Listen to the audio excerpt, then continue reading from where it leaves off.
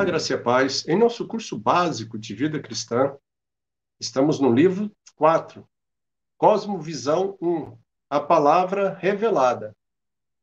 Hoje, capítulo 2, funções do Espírito. Na aula passada, no capítulo 1, introdução à revelação, apresentamos os seguintes fatos. Respondendo as perguntas: como o nosso corpo será glorificado? Como entender em 1 Coríntios, capítulo 2, versículo 14, a respeito do homem natural. Terceiro, por que precisamos saber que o homem é espírito, alma e corpo? E, por fim, como somos direcionados a toda a verdade? Então, antes de nós começarmos hoje, nós vamos fazer um resumo do capítulo 1, para facilitar o nosso entendimento da aula hoje. Vimos que o corpo é a parte material, onde estão os nossos sentidos físicos, né? Então, a função básica é manter o contato com o mundo material, através dos nossos 5 sentidos. A alma, por sua vez, é a parte que nos permite ter contato conosco. Amados, ou seja, como nós vamos entender isso? A alma é o seu eu, é o seu ego, é, portanto, o centro da sua personalidade. Terceiro, o espírito.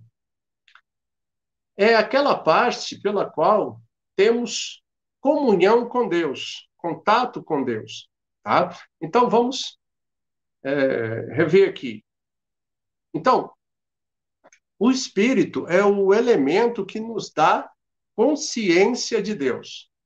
Voltando um pouquinho, se a alma é o centro da nossa personalidade, o espírito é a parte mais importante e é o centro de todo o nosso ser. Né? É por onde nós entramos no plano espiritual e podemos adorar a Deus e receber revelação de Deus. Amém? Então, hoje, nós vamos falar sobre as funções do espírito. O povo de Deus precisa saber não apenas que possui um espírito, deve compreender também como ele opera. Né? Necessita conhecer a sua sensibilidade, a sua operação, o seu poder e as suas leis.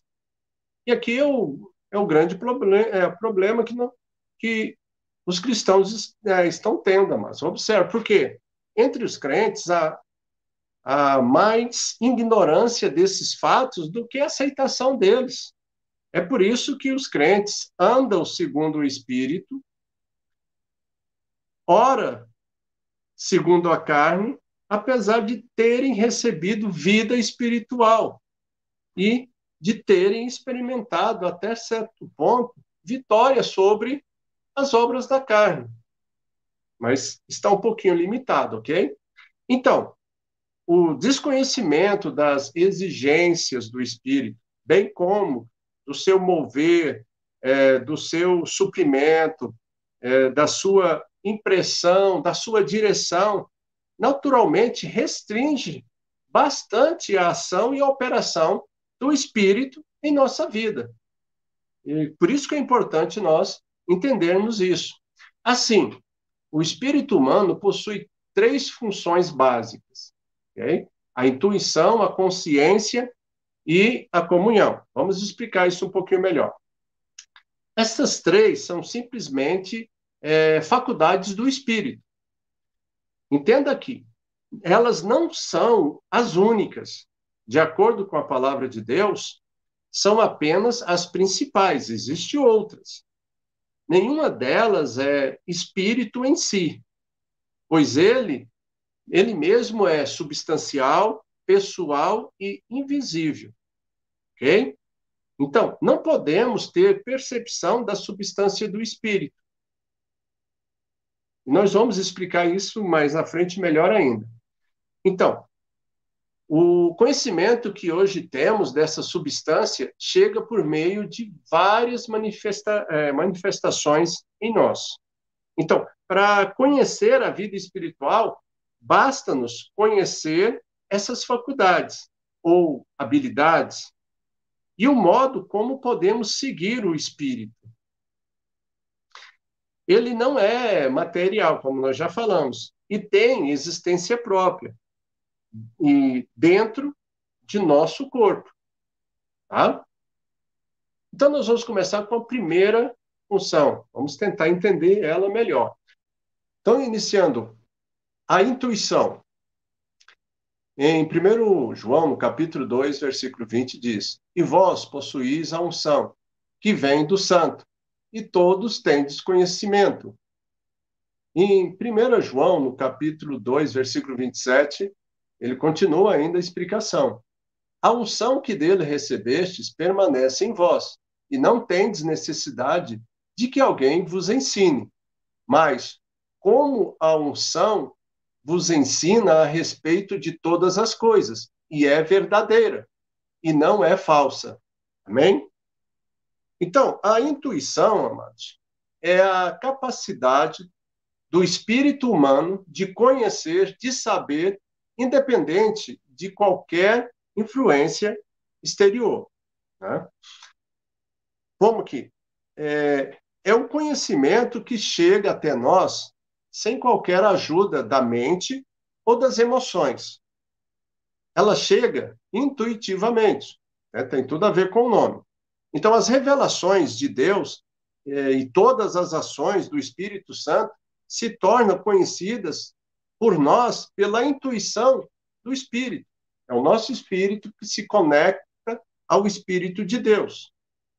A mesma mente, simplesmente, ou a mente humana, que é uma das partes da alma, e nós vamos estudar isso na próxima aula, ela simplesmente nos ajuda a entender aquilo que o Espírito Santo revela ao nosso espírito.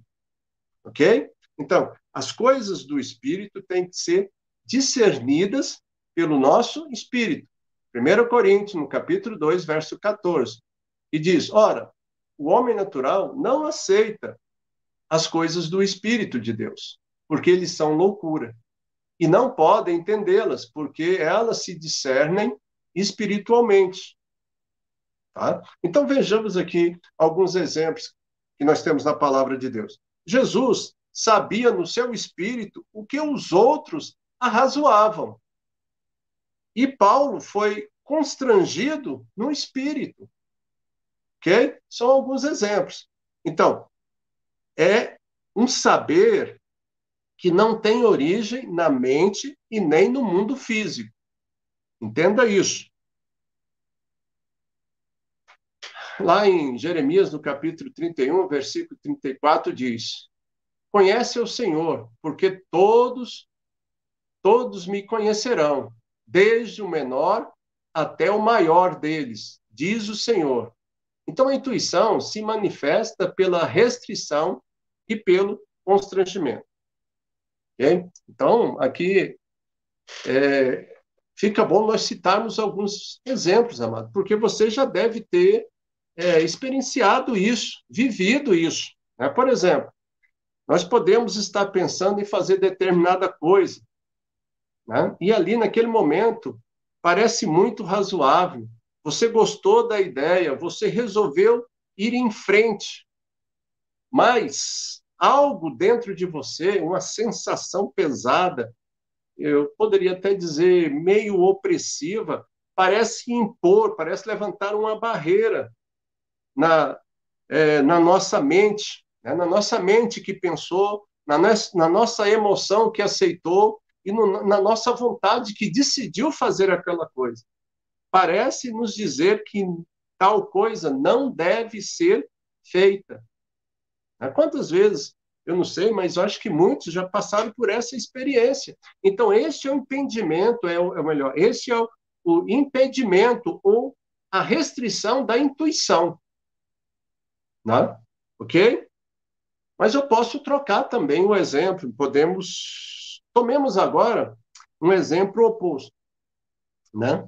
Determinada coisa parece ilógico, irracional, contrário aos nossos valores, né? E muito contra a nossa vontade. Mas por algum motivo desconhecido, há dentro de nós um tipo de constrangimento, um impulso um estímulo para que você vá e faça e realize aquilo. Então, este novamente, é o constrangimento da intuição, né? Levando nós a fazermos ou deixarmos de fazer alguma coisa. Você pode perguntar, como funciona? O Espírito Santo se comunica conosco através da intuição. É isso que nós temos que entender, que nós agora temos uma linha de comunicação. Isso significa que o Espírito de Deus nos revela a sua vontade, né? Intuitivamente, operando no nosso espírito. E é exatamente aí que podemos distinguir aquilo que vem do Espírito de Deus e aquilo que vem de nós mesmos, ou mesmo de Satanás. O Espírito Santo habita em nosso espírito, amados. Nós temos que entender isso, que é o centro do nosso ser, tá? Ou seja, o Senhor dá o Espírito Santo a todos nós, para que ele possa habitar em nós, guiando-nos a toda a verdade, né? Talvez aqui você possa perguntar, e como é que ele nos guia? Através da intuição, né? Deus revela sua vontade no espírito do crente. A intuição possui a capacidade de discernir os toques do espírito, bem como o significado deles. Ok? Então, mas antes de nós passarmos a falar da intuição, né? E, como eu havia dito, isso parece que é muito confuso e muitos cristãos não aceitam esse ponto de vista. Mas nós temos que entender que o ser humano ele é um ser trino também, tá? Por quê? Foi feito à imagem e semelhança de Deus. Então, ele tem espírito, alma e corpo, né? E nós temos que nos conhecer por completo, tá? Todo o nosso ser, toda a nossa essência, ok? Segundo, a função da consciência. Bom, é a capacidade de discernir entre o certo e o errado, não segundo os critérios da mente, ou seja, da árvore do conhecimento, não é segundo esses critérios, não, mas segundo uma sensação do espírito, né? Do espírito humano, ok? Romanos, no capítulo 9, versículo 1, diz: digo a verdade em Cristo, não minto, testemunhando comigo, no Espírito Santo, a minha própria consciência, ok? E em Atos, no capítulo 17, versículo 16, diz: enquanto Paulo os esperava em Atenas, o seu espírito se revoltava em face da idolatria dominante na cidade. O que nós vemos aqui? Vemos a consciência, né? Está localizada no espírito humano, agindo, se expressando, né? Então, a tarefa de corrigir-nos, de repreender-nos, causando-nos uma inquietação, quando nós ficamos aquém da glória de Deus, separados da glória de Deus. Tá? Então, a consciência reprova o pecado e aprova a justiça. Ok? E é na consciência que Deus expressa a sua santidade. Então, tudo isso facilita para nós entendermos. Então, continuando aí. Então, a consciência, ela testifica, confirma, recusa, acusa. Tudo isso são funções dessa consciência. Em 1 Coríntios, no capítulo 5, no versículo 3, diz: eu, na verdade, ainda que ausente em pessoa, mas presente em espírito, já sentenciei, como se estivesse presente, que o autor de tal infâmia seja. Observa o que Paulo está falando aqui, amados. Paulo diz que em seu espírito julgou uma pessoa pecaminosa. Julgar significa o quê? Condenar ou justificar. Ok? Os dois pontos. Que são o quê? Tudo isso são ações da consciência. Né? O julgamento da consciência não é segundo o conhecimento mental, novamente, mas é segundo a direção do próprio Espírito, ok? E me veio agora a, a mente, né? 1 Coríntios, no capítulo 3, 2, versículo 15, também acrescenta, ele fala assim, porém o homem espiritual julga todas as coisas, mas ele mesmo não é julgado por ninguém. O homem espiritual, aquele que está conectado a Deus, ok? Então, logo que o Espírito Santo inicia a obra de salvação, ele desperta essa consciência que se achava em coma, né? Estava ali no estado neurovegetativo, né? Algumas pessoas dizem que o nosso espírito estava morto. Então, quando nós nascemos de novo, nós aceitamos o Senhor Jesus e nascemos de novo, nós recebemos esse despertar da nossa consciência. Ok? Então, observe, amados. O seu objetivo é o quê? É convencer o pecador de que ele transgrediu a lei de Deus. E é incapaz de atender às justas exigências divinas. Quando o espírito do crente é regenerado, sua consciência volta à vida. Ok? Vamos entender isso melhor, né? O Espírito Santo ilumina a consciência do pecador com a luz da lei de Deus, a fim de convencê-lo do pecado, né? Eu poderia também dar outro exemplo, falar assim, e o mesmo Espírito, ele ilumina a consciência do homem com a luz do Evangelho, a fim de que ele seja salvo. É atuação, amados, né? Mas como que eu consigo fazer uma distinção, então, aqui entre a minha consciência e a mente? Uma que faz parte do espírito e outra que faz parte da alma. Bom, mas a resposta está aí.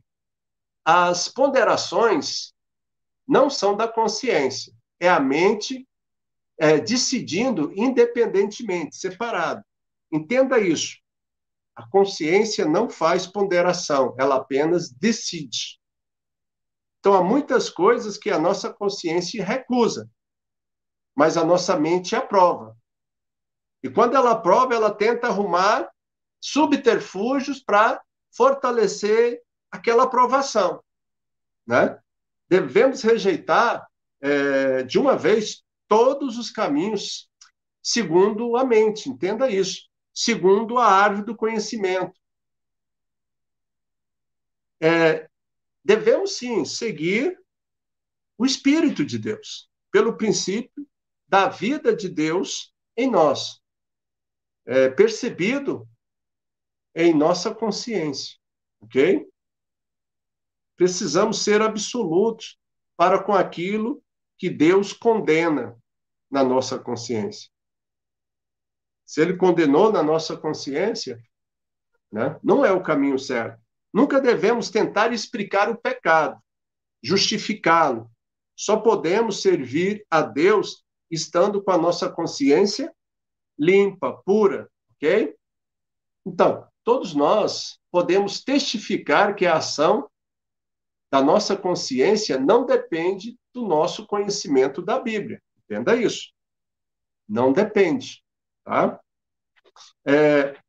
Aquele que é nascido de Deus tem no seu espírito a voz do Espírito Santo falando na sua consciência. A nossa consciência tem a função de testificar conosco a vontade de Deus, né? Pois é o Espírito Santo que vai nos capacitar a ler e entender mais as leis divinas gravadas no nosso coração.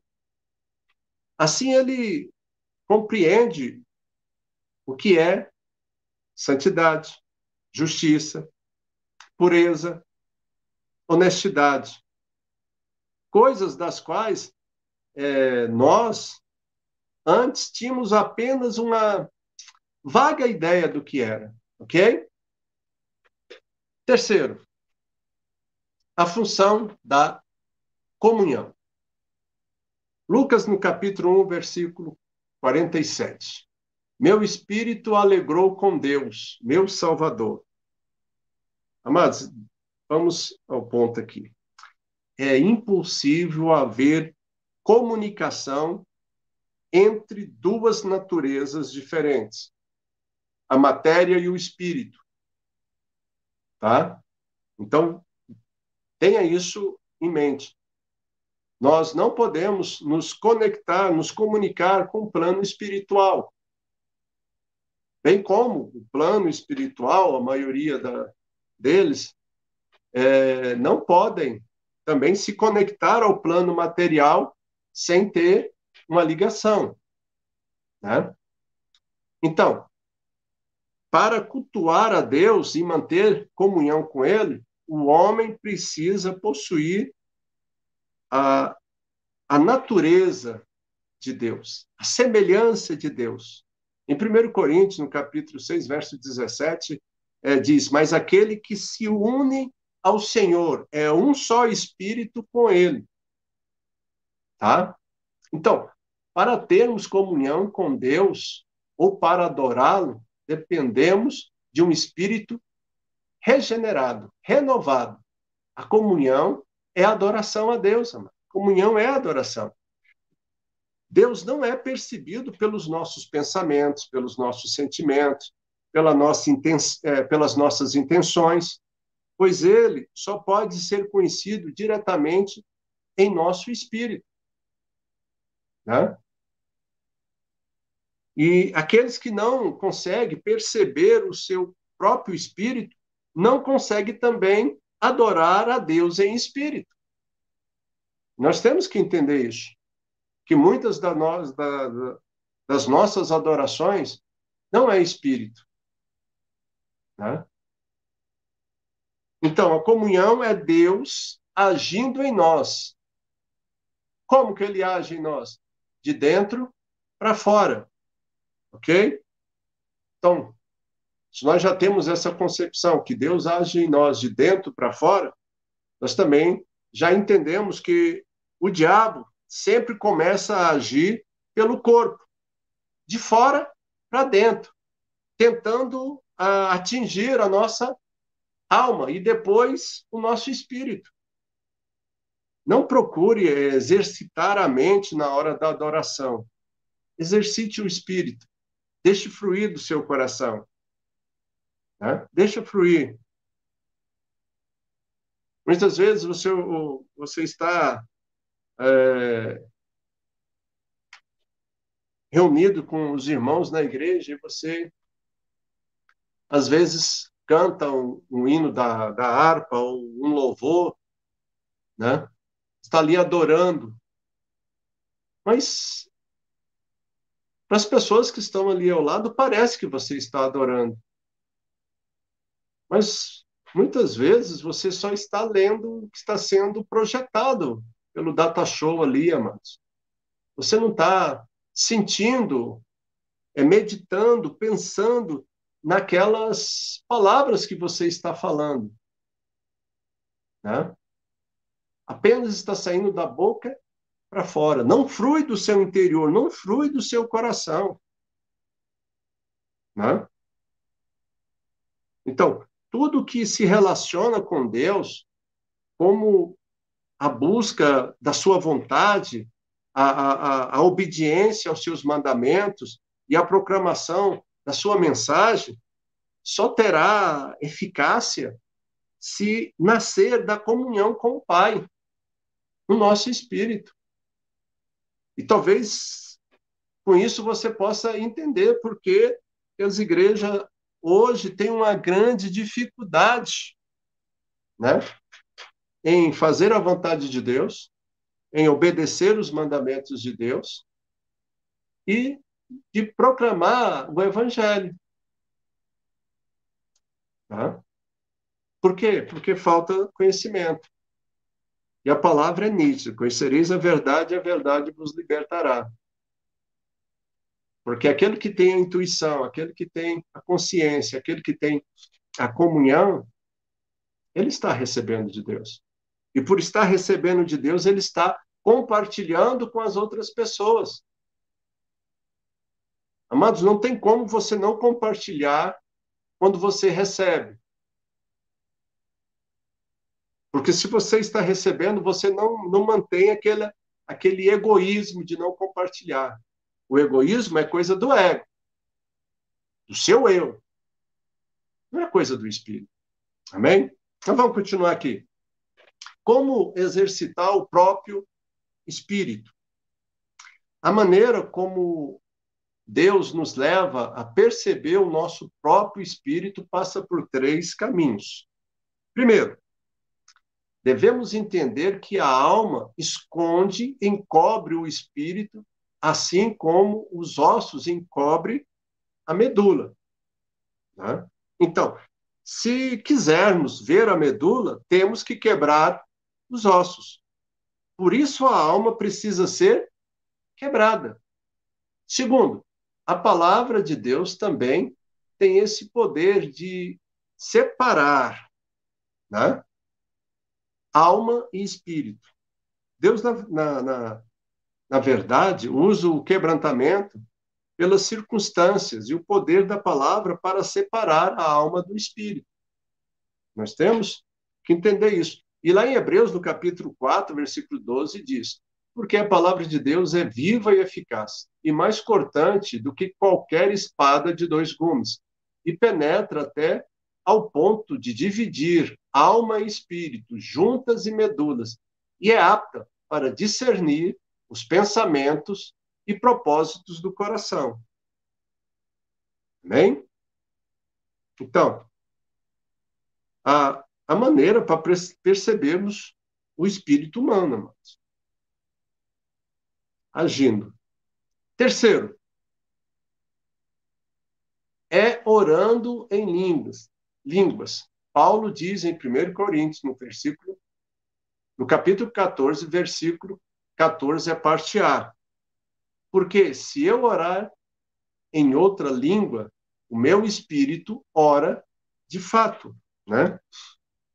Então, aquele que ora em línguas tem o próprio espírito orando, enquanto a mente